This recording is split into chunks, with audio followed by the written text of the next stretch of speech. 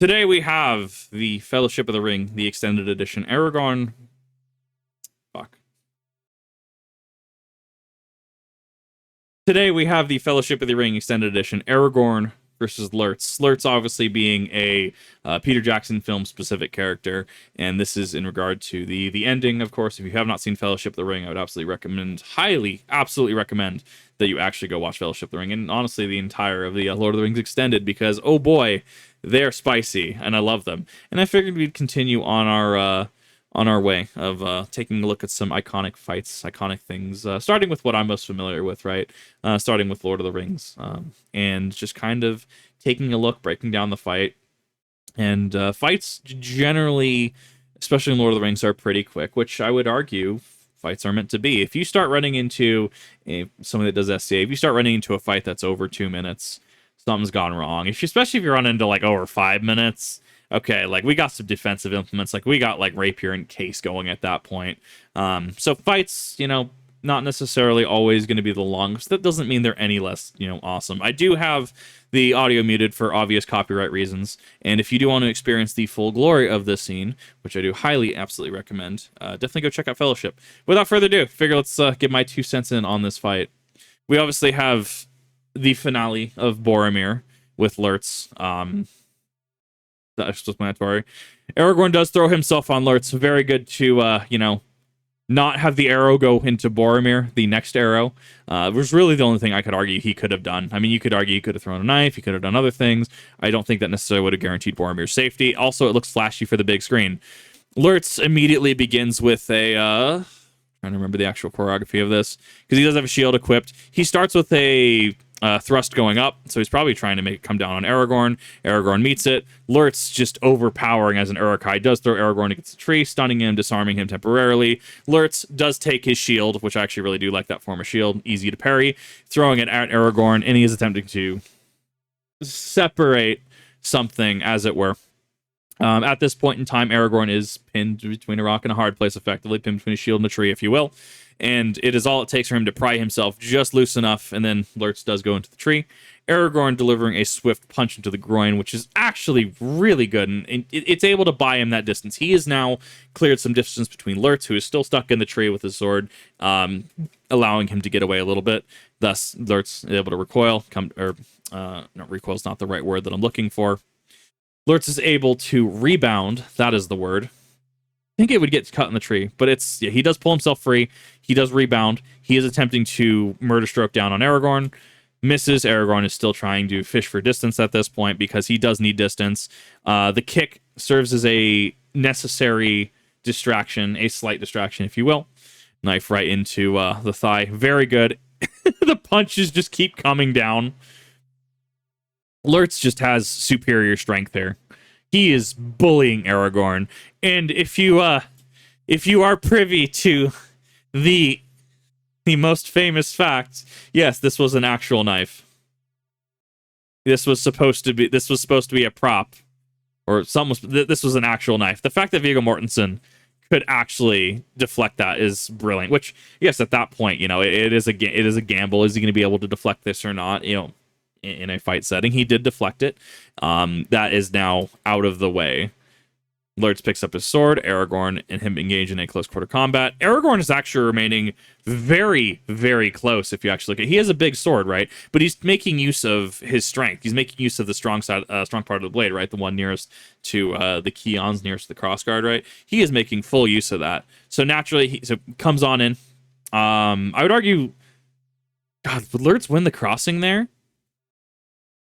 So they meet, but it's finding out what happens after that that's getting a little lost in the frames for me. So they're going to meet. I think Aragorn does yield. I think Lurtz is off his target. I'm seeing a yield here.